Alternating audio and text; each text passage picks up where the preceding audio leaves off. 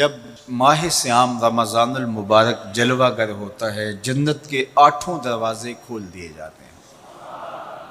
جہنم کے دروازے بند کر دیے جاتے ہیں اور شیاطین جکڑ دیے جاتے ہیں۔ اللہ جل شانہ اس موسم رحمت میں خاص عنایات اپنے بندوں پہ فرماتا ہے۔ ایک نفل ادا کرنے سے فرض ادا کرنے کا ثواب ملتا ہے اور ایک فرض ادا کرنے سے 70 فرائض ادا کرنے کا ثواب ملتا ہے۔ اسی طرح راہ خدا میں 1 روپیہ دو گے تو 70 روپے خرچ کرنے کا ثواب ملے گا۔ اسی طرح باقی نیکیاں بھی جتنی بھی ہم کرتے ہیں، وہ ایک نیکی کریں گے تو 70 گنا اجر ماہ سیام میں ہمیں نصیب ہوتا ہے۔ اس لیے اہل ایمان کا یہ طریقہ ہے کہ وہ اس مہینے میں کثرت کے ساتھ تلاوت کرتے ہیں، کیونکہ ایک مرتبہ اگر قرآن مجید پڑھ لیا تو 70 مرتبہ قرآن مجید پڑھنے کا ثواب نصیب ہوا۔ ماہ سیام میں چونکہ شیطان بندھا ہوا ہوتا ہے، تو ہم اپنے آپ کو نیکی کی طرف اگر لانا چاہیں تو اتنی رکاوٹیں نہیں ہوتی جتنی عام دنوں میں ہوتی ہیں، لیکن اس کے باوجود بہت سارے لوگ ہیں جو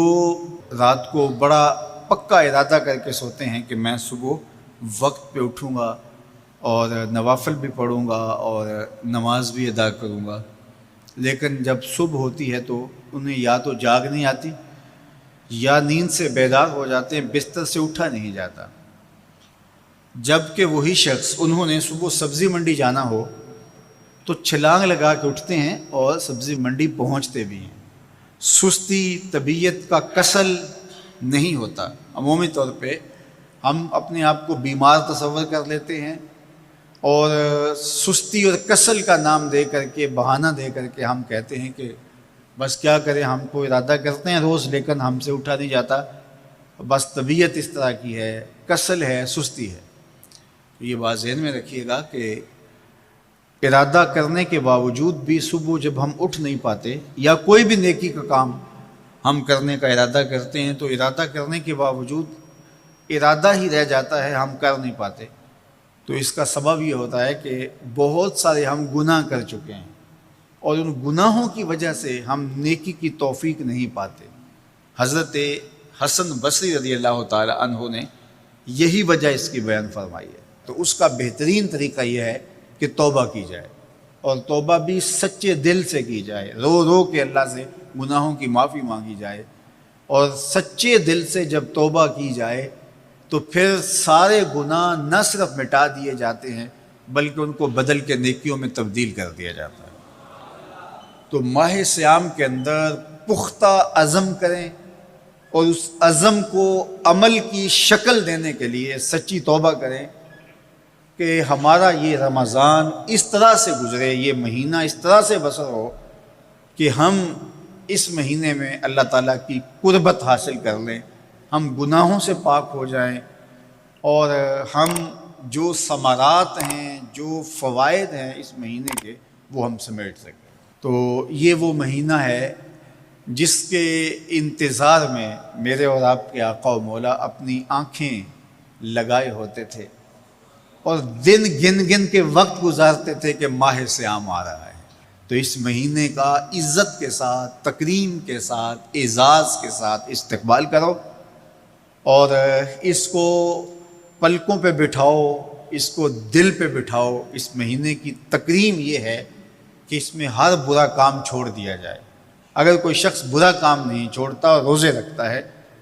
تو میرے اور آپ کے آقا و مولا کا ایک فرمان سن لیجئے، من لم یدع قول الزور والعمل بہ فلیس للہ حاجۃ فی ان یدع طعامہ وشرابہ۔ فرمایا کہ جو جھوٹ اور برے کام نہیں چھوڑتا، اس کے بھوکا اور پیاسا رہنے کی اللہ کو کوئی ضرورت نہیں ہے۔ تو روزہ خوراک بچاؤ مہم نہیں ہے جو چلائی جاتی ہے، بلکہ یہ تزکیہ نفس کا موسم ہے، باطن کی صفائی کا موسم ہے، اور باطن کی صفائی نہیں ہوتی جب تک ہم کوشش کریں۔ آپ کے بدن پہ بہت ساری میل چڑھی ہوئی ہے اور جمی ہوئی ہے بدن کے ایک ایک عضو پہ میل، تو آپ پانی میں چھلانگ لگا کے باہر بھی آ جاتے ہیں تو میل نہیں اترتی، چلو کچھ نہ کچھ فرق تو ضرور پڑ جاتا ہے، لیکن میل نہیں اترے گی۔ میل کب اترے گی؟ جب آپ اپنے بدن کو مل مل کے اس کے اوپر صابون لگا کر کے اچھی طرح سے اس کو جب اتاریں گے محنت کوشش سے، تو پھر آپ کا بدن مہک جائے گا، ہلکا پھلکا ہو جائے گا، میل اتر جائے گی۔ یہ موسم رحمت ہے، اللہ کی رحمتوں کا می برسے گا، اس سے کچھ نہ کچھ فائدہ تو ہوگا ہی، لیکن حقیقی فائدہ وہی حاصل کرے گا جو اپنے گناہوں کو مل مل کے دھوئے گا اور اپنے آپ کو صاف کرنے کی کوشش کرے گا۔ تو اپنے من کے میل اتارنے ہیں، اپنے باطن کے میل اتارنے ہیں، اپنے اعمال کی درستگی کی کوشش کرنی ہے۔ صلاۃ التراویح مسجد میں نہیں آ سکتے تو گھروں میں پڑھ لیجئے،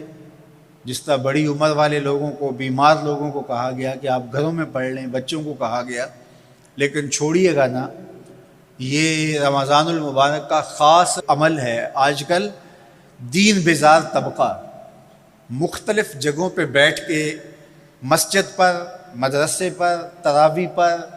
ان چیزوں پر تبصرہ کر رہا ہے اور اتنا ہلکا ثابت کرنا چاہ رہا ہے ان امور کو، جس طرح یہ چیزیں ہوتی کچھ نہیں ہیں۔ جبکہ ماہ صیام کے قیام پر میرے اور آپ کے آقا مولا نے بشارت دیتے ہوئے فرمایا، من قام رمضان ایمانا و احتسابا غفر لہ ما تقدم من ذنبہ،